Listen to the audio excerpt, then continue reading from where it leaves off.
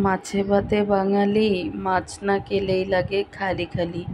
একদিন আমরা যদি মাছ না খাই, একদিন মাংস খাই, পরের দিন কিন্তু মাছ খেতে ইচ্ছে করে। মাছ না খেলে কিন্তু আমাদের ভালো লাগে না।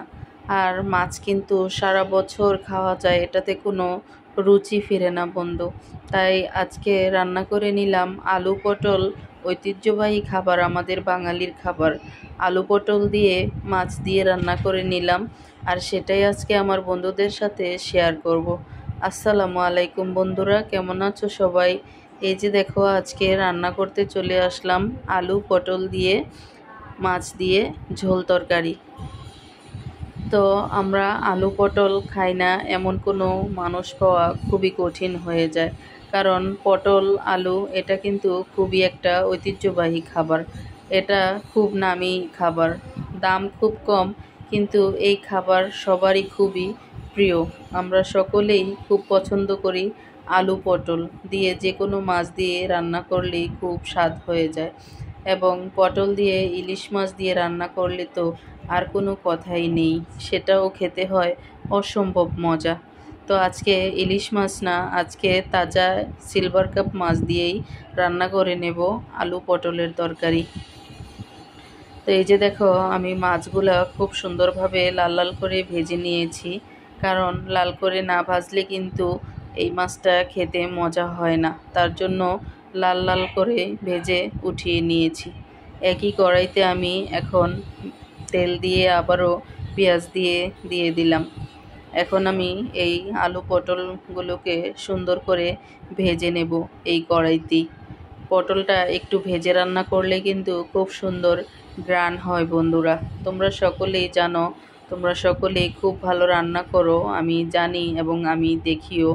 তো আমি যেভাবে রান্না করি বন্ধুরা, সেটাই আমার নিত্যদিনের যে রান্নাটা আমি করি সেটাই তোমাদের সাথে শেয়ার করতে চেষ্টা করি। তোমরা চাইলে আমার রেসিপিটা ফলো করতে পারো। আলহামদুলিল্লাহ, খেতে কিন্তু মন্দ হবে না। তো এই যে কড়াইতে কিছুটা লবণ এবং হলুদ আর ধনিয়ার গুঁড়োটা দিয়ে আমি এখন এই যে লম্বা লম্বা করে কেটে রাখা আলু এবং পটল, এগুলোকে আমি নেড়েচেড়ে সুন্দর করে ভেজে নেব। এদিকে তরকারিটা ভাজা হয়ে যাক, আর আমার বন্ধুদেরকে একটি রিকোয়েস্ট করে নেব আমি, যারা এখনও আমার ভিডিওতে একটি লাইক দিতে ভুলে গিয়েছো, প্লিজ তোমরা আমার ভিডিওটিতে ছোট্ট একটি লাইক দিয়ে কন্টিনিউ করো বন্ধুরা।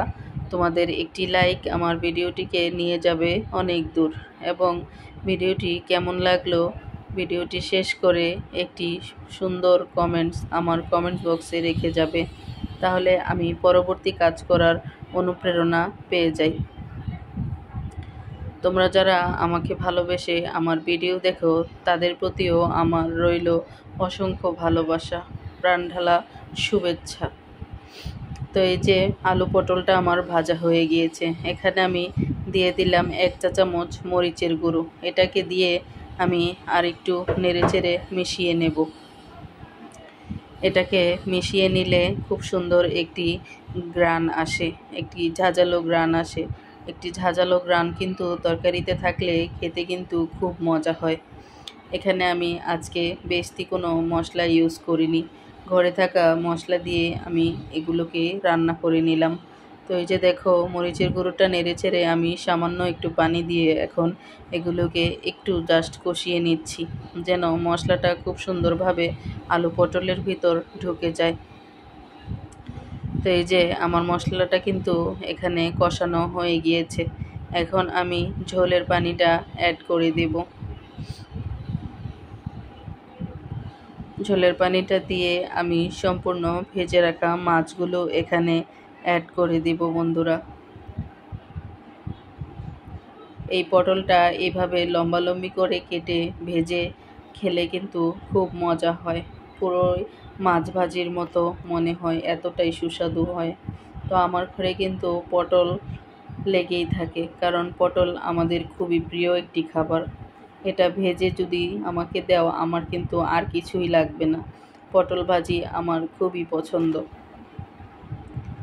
এই যে এখন মাছের মাথাটা একদমই নিচে ডুবিয়ে দিলাম, কারণ মাছের মাথাটা খুব সুন্দরভাবে যেন সিদ্ধ হয়ে যায় আর মশলাগুলো সব একদম খুব সুন্দরভাবে এটার মধ্যে ঢুকে যায়।